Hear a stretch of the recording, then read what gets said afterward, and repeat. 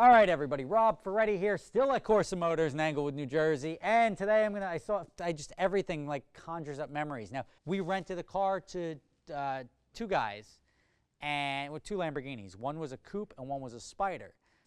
And we won't really get into the details of the story, but upon check-in on the one car, we got a phone call that the one car was in the police impound in Harlem. And the other car, the guy was bringing back in the morning. He brought it back. My guy checked it in, and you know what? My guy failed.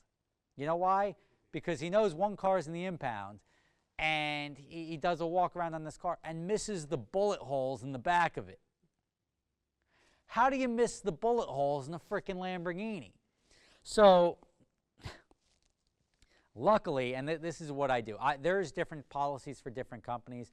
At Gotham Dream Cars, I want to protect both myself and the client. What I did was instilled a policy that we take photos before and after each rental. When I say photos, we go around and we take photos all around the car. If I can't illustrate with you or to you with the photos that the damage was not pre-existing and it was existing when you returned it, regardless of whether you did it, whether it was a valet, whatever happened, I don't care.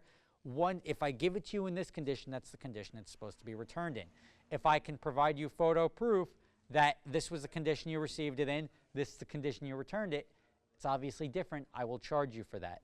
Luckily, that saved my ass in that situation, because you go back to the before photos, no bullet holes. You go back to the after photos, bullet holes. So I don't know how that guy missed it, but it saved my ass in that situation. If I can't prove to somebody that there was damage, if we screw up and there's no before photos and there's damage afterwards, I don't charge somebody. I want somebody to at least be able to sleep at night knowing that I was fair to them, and we're not in the business of damage collection. We're in the business of renting cars. So I want your experience to be good, but you have to acknowledge if you damage a car or somebody else damages it while it's in your possession, I got to be made whole. So the other car that we got out of the police impound wasn't shot in the rear, it was shot in the front. And if you can see, I'll try to illustrate. This is a coupe, not a convertible. Also, I forgot to mention why the car got shot. And remember, the one car got shot in the rear, the other car got shot in the front. Two Lambos at the same time got shot up. And I forgot to mention that this was at a 2-year-old's birthday party at 5:30 in the morning in Harlem. Now, we're going to link to the news article in the description. But I'm a parent. I've got two kids. I've got a 5-year-old and a 1-year-old. And I've had one 2-year-old's birthday party, and I'm about to schedule a second. And typically, and this is just me, I'm not judging anyone, there's different parenting styles. A 2-year-old's birthday party generally will go from like 1 to 3, maybe 2 to 4 if you want to sort of get around paying for pizza for everybody, and just like we'll make it 2 to 4 sort of in between that lunch and dinner time. I've never seen or been attended or been invited to a 2-year-old's birthday party that somehow involves lots of champagnes, rental Lamborghinis, partying till almost sunrise, and then gunfire. That's just like whole next level shit. And let's be fair here. Let's keep the comments clean. But just we'll leave it at different parenting styles for different people. That's not how I roll. I don't even think that's in the running. If I talk to my wife about it, I don't really think that's going to fly. But anyway, that gets back to this.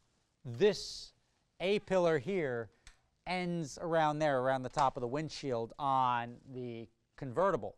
And it took a bullet through the windshield into the dash, and it also took a bullet right here into the A-pillar, which it was a tough repair, because what are you going to really do to repair that? And to replace the A-pillar, it's not really a structural damage, and they pulled the bullet out, but you still had the indentation from it. The dash, we had a leather guy come and repair it. I don't know where that bullet is still somewhere in the car. They never found that specific bullet.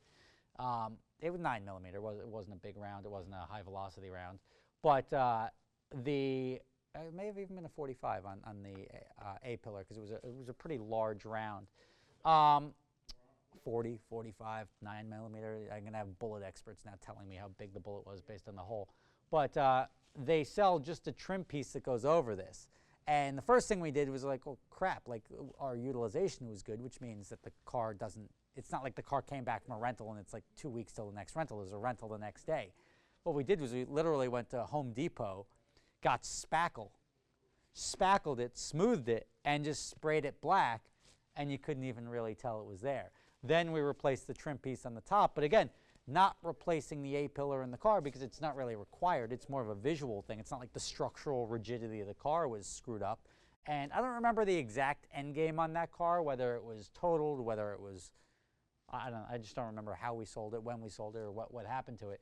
But the subsequent people who drove it and then owned that car likely didn't know that it took a bullet to the A-pillar, and there's probably a round floating around somewhere in the dash. And one day when somebody has to go replace a wiring harness or something in that Lamborghini, and they go around and start fishing around the dash and be like, what the hell is this? What was Giuseppe doing when he put this car together? He'll at least know, if he sees this video, that that was that car. So again, when you're buying a car, if you would like to, don't concern yourself too much about the story behind it. Make sure that you're getting a car that you can sort of verify as much as you can, but inspect the car. Look at the car, look at the quality of the car, look at the condition of the car, look at the mileage, make sure it's consistent, and don't really worry too much. That's the risk you take when you buy a used car, that you never really know what the previous owner did, who drove it, who did what with it. Just make sure that you're getting your value's worth, and you inspect the car to make sure it's a good car and you're getting what you pay for. Thank you for watching. See you next time.